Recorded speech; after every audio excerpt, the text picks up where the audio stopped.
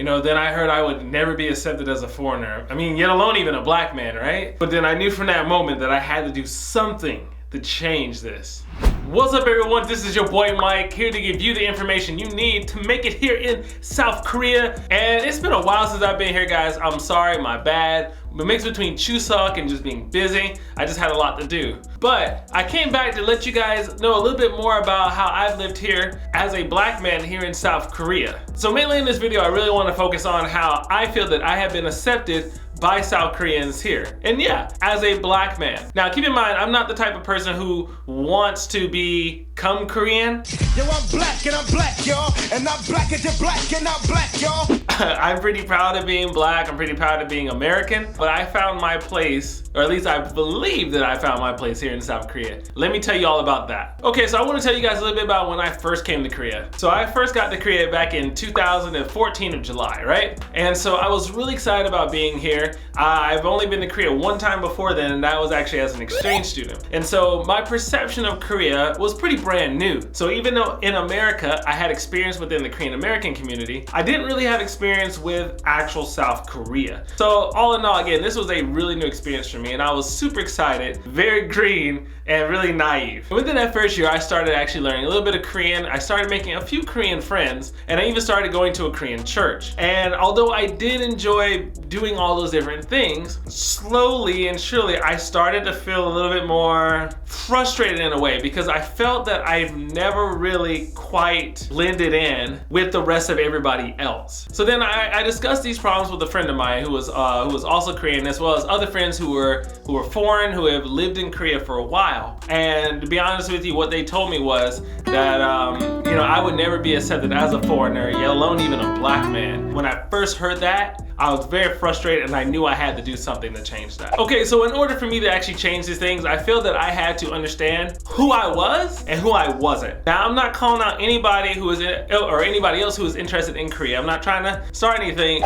I said I don't want trouble. But one thing I do know is that people who are interested in Korea, sometimes they have this, not I want to say urge, but they want to be Korean. They love Korea so much that they kind of feel like they have to basically become the thing that they love. At one point I did feel that when I was way younger. I would say probably more either in high school or in early college age. And then after a while I kind of got over that, because I realized I am who I am. I'm a black American. I'm a black male. I love that about me. And that comes with so much culture, that comes with so much of a past and a strong identity. And so when I finally understood that, I really understood that I am okay not being Korean. And that I am okay with appreciating their culture, appreciating their language, appreciating the people, appreciating everything around me, the country, the geography, whatever, without actually compromising who I was as a person. To me, this is the toughest part that a lot of people have to grasp, because identity is such a fragile thing, right? And so for someone who is interested in a culture, sometimes they mix that in with what they love, with their identity. And we can't do that sometimes, because then that really makes us question who we are and doubt who we are. And it makes us feel as if we don't become that thing, then we have failed at life. And I gotta tell you, do not do that. Okay? Be proud of who you are first. Especially if you want to be accepted in Korea, you have to know who you are, because I promise you, Koreans will let you know who you are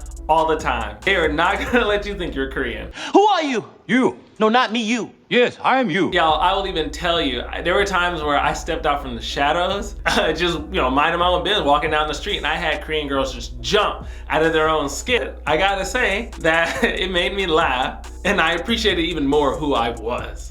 All right, so right now you guys are at the point where you're like, Mike, you said that you were accepted by Koreans. I wanna know how I can be accepted by Koreans. All right, well here it is, and this will sound extremely simple, but I have two ways. Just hear me out and I'll explain more, okay? The first way is this: you need to learn the culture. So in South Korea, you have to understand that it comes with a long history. And with that history comes many problems, but also comes a very beautiful culture with it. And see, I'm not talking about learning K-pop, right? Or learning about the newest Korean dramas. Like, yeah, that is Korean culture to an extent, but that's not true Korean culture. That's not the thing that's gonna get people impressed by you. Because I promise you, when you guys, if you would ever come here and you actually talk to Koreans, you will end up learning that most Koreans, they may not even look at Korean dramas. They may not even listen to K-pop. I mean, they probably know some K-pop song because they hear it on the radio, or they walk around and might hear it, but they don't follow it like a lot of foreign fans do. And again, they don't really care about who is dating who. They don't really care about that. Okay, so you wanna know examples of Korean culture, right? Let me give you some good examples that you probably should know this, because I promise you, if you do, it's going to help you fit in a little bit more. So the first thing you need to know is understanding that you need to give up your seat on public transportation to someone who is elderly, right? So if you're riding the subway and there's an older woman standing up, if you're riding the bus, there's an older woman or man standing up, someone who is pregnant, someone who is disabled, then you need to understand you have to get up, because there are assigned seats in public transportation. Here, do you see this? This pink sticker is for pregnant women.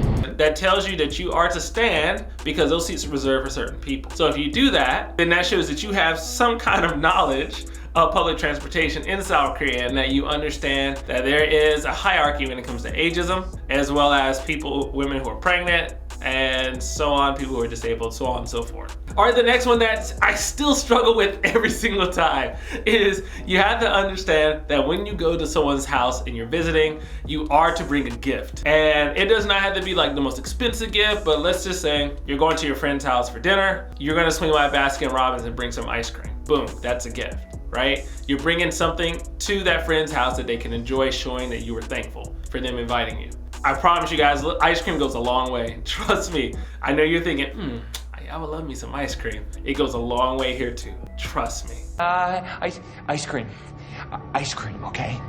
You guys know what ice cream is. Everybody loves ice cream. Something else you need to understand is this. If you are eating with people who are older or people who are higher in the hierarchy, then you need to allow them to eat first. That way, it shows that you understand the idea of hierarchy. Now, me personally, I do not like hierarchy. I hate hierarchy here. But at the same time, when people deserve respect due to hierarchy, I happily give it, right? So if there's someone who has been at a job longer than me, I'm going to respect them, and of course I will wait until they start eating. My parent-in-laws, my father-in-law, my mother-in-law, when they start eating food, then I start eating. That shows a high level of understanding for the culture as well. And honestly, how much do you even know about history? I bet you didn't even know that there was actually a Three Kingdoms era here in Korea. Now, you'd be really surprised, but if you actually know the Three Kingdoms in Korea, and I'm not talking about Shu, Wei, and Wu. This ain't Dynasty Warriors. This isn't the Chinese Three Kingdoms.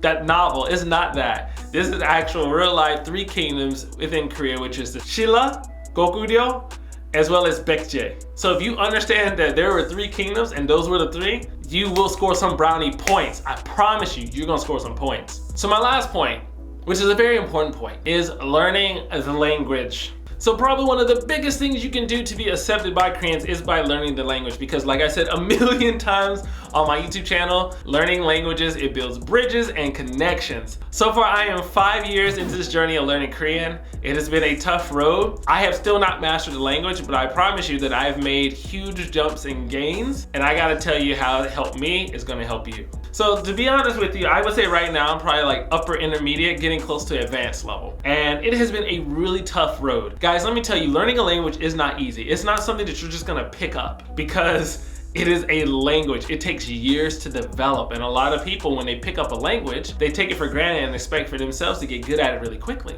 But you really have to hammer at that language for a while. In Korean, pronunciation is challenging, the grammar is difficult. You will get it, but you have to stick to it. So I'm very American in my thinking, in a sense where I feel that, well, if you go to America, you should learn English. Why? It's not because I feel that America is for Americans. Only in America.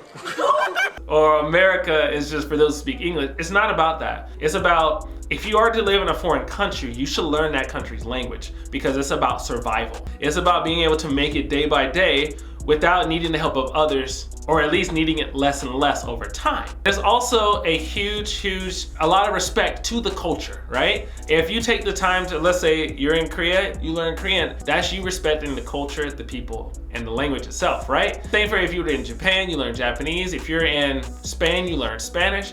It is a big way to show respect to that culture and to the people. But also, it's just an amazing way to learn how to survive. For me personally, I love living a comfortable life. I like being comfortable. And I also know that if I cannot speak a language, it's hard for me to be comfortable. And that will probably be the same for you too. So if you want to come and be accepted by Koreans, you need to fully start to pick up the language. Are you expected to be completely fluent within a few months? Of course not. You know, Koreans are really cool in that if you can speak just a little bit or you try, and they can see when you try. When you try, you already get respect. Also, when you were joking with Koreans, guys, I can promise you, if a Korean speaks English really fluently and they get your joke, then that's cool, right? It's funny. But if you can speak Korean and deliver a joke, then they get it even more. Imagine that you watch a Korean drama and someone says something funny, and you're watching maybe with someone who is Korean and they die at the joke, but you don't really get the joke because of the nuances in the language. While living in Korea, I've gone to see many movies, and every time I go see a Marvel movie or anything else that's just super funny, I'm normally the only one laughing in the theater, or there's a couple of people laughing in the theater. Even my wife, she doesn't catch all the jokes in a lot of these movies. And that's because of language and nuance. They just don't get it. So imagine you actually could tell jokes and understand these nuances in Korean. You'll be able to have a deeper relationship with people. And not only that, but you will end up being more accepted by Koreans. So overall, understand that you will never ever be accepted as a Korean by Koreans. Oh, obviously unless you are Korean. But that's okay. Embrace that. Embrace the fact that you are different and that you are not Korean. Cat, stop meowing. I'm trying to record. Understand that you will never ever be accepted by him, and that's okay because you are who you are and you should be proud of who you are.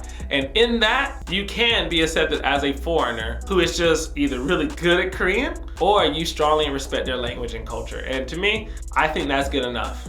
So although you will never be accepted as a Korean, you will be accepted either as a foreigner who speaks Korean really well or a foreigner who understands the culture really well. And that, my friends, will get you highly respected. And that's even more important. And huge shout out to Cynthia RK for commenting on the video about Korean colleges. I appreciate you just dropping some words and swinging through. But yo guys, if you want to get a shout out on the video, please make sure you comment down below or tag me in an Instagram post or story, and I will make sure that I give you a shout out either on the YouTube video or in the Instagram. Guys, I really appreciate the love and I appreciate the support. If you enjoyed the video, please make sure you like and subscribe for more content, but make sure you also hit that noti bell, that way you can get notifications whenever I come out with a new video. But yo guys, until the next video, you guys be cool. Peace.